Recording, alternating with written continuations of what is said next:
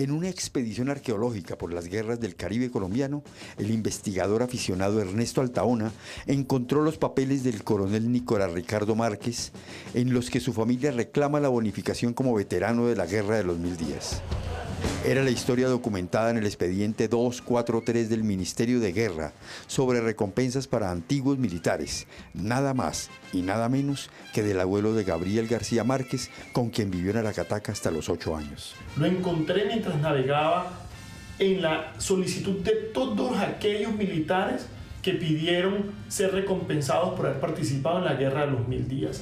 El investigador, oriundo de Valledupar y residenciado en Canadá, le envió la carpeta completa a su amigo coterráneo Carlos Liñán Pitre, profesor del Departamento de Sociohumanidades de la Universidad de Santander, que adelantaba un trabajo sobre Gabo periodista para su tesis doctoral. Me dice, tengo un regalo para ti, me envía los documentos y sorpresa, era el expediente que niega la pensión, la bonificación económica al coronel Nicolás Márquez Mejía. Los papeles del coronel asomaban por primera vez a la historiografía del Nobel colombiano y servían para conectar documentalmente la realidad del escritor con su obra literaria. En las biografías canónicas de García Márquez no existía ninguna referencia, ni en la de Dazo Saldívar, ni en la de Gerard Martin. El personaje central del coronel no tiene quien le escriba, y el abuelo de Gabo se quedaron esperando la pensión y murieron sin recibirla. El coronel esperaba que el gobierno emitiera una ley y la ley la emitieron 35 años después de haber acabado la guerra.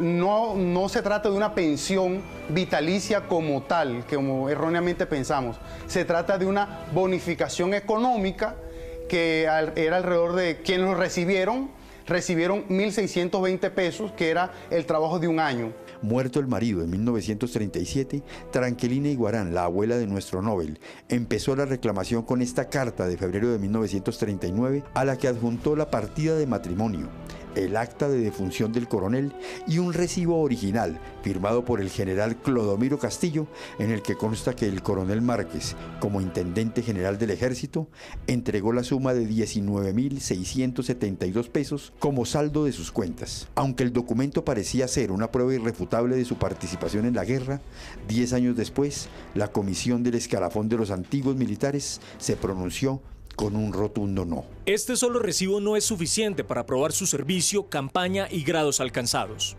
Tranquilina ya había muerto cuando llegó esta respuesta. Por eso el hijo mayor, Juan de Dios Márquez, asumió la tarea de la reclamación y pidió a la justicia que escucharan declaración juramentada a 3 compañeros de armas, el coronel Laudelino Cabello, el general Sabas Socarrás y el coronel José María Cabello. Sus testimonios no dejaban duda alguna sobre el papel del coronel Márquez en esa guerra que dejó 100.000 muertos.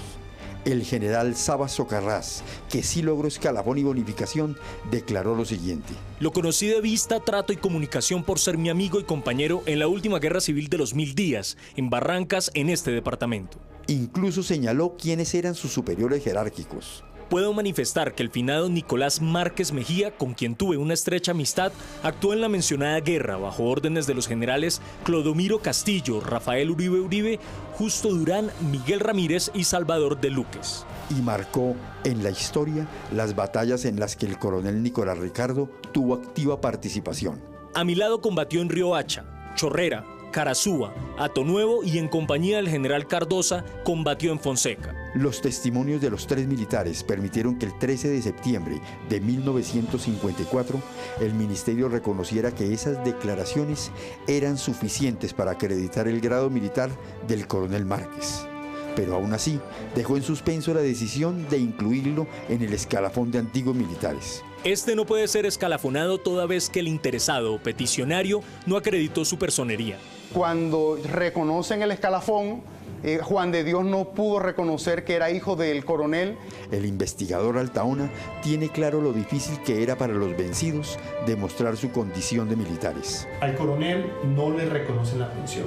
Tiene un final muy triste.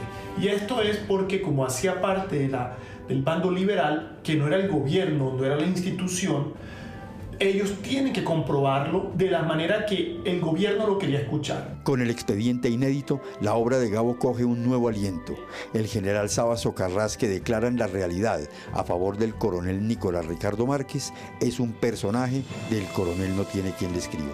Releyendo El coronel no tiene quien le escriba por todo esto que está sucediendo, descubrí que uno de los personajes de la novela se llama Don Sabas. Y Sabas Socarrás fue un general de la Guerra de los 1000 días que vivió aquí en Villanueva, cerca de Valledupar, y fue uno de los testigos que afirman haber peleado con el señor Nicolás Márquez bajo el mandato de Rafael Uribe Uribe. Era don Sabas, el padrino de su hijo muerto, el único dirigente de su partido que escapó a la persecución política y continuaba viviendo en el pueblo. Y un dato más, los 15 años que duró el coronel de la novela esperando la respuesta para su pensión son los mismos 15 años que duró la familia del coronel Nicolás Ricardo Márquez tramitando la bonificación que al final le fue negada. La única razón por la que el coronel no le dan la recompensa y a su familia, sencillamente por inoperancia del Estado en ese momento.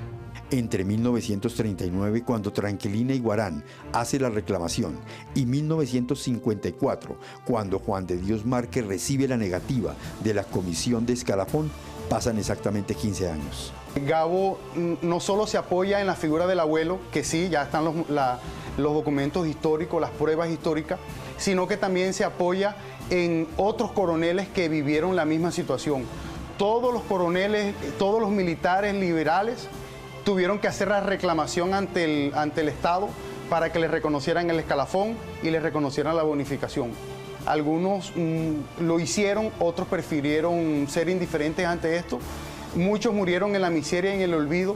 Altaona y Liñán concluyen que con hallazgos como este, la historia de las guerras del Caribe, y en especial de la Guerra de los 1000 días, puede contarse a partir de los vencidos y no de los vencedores.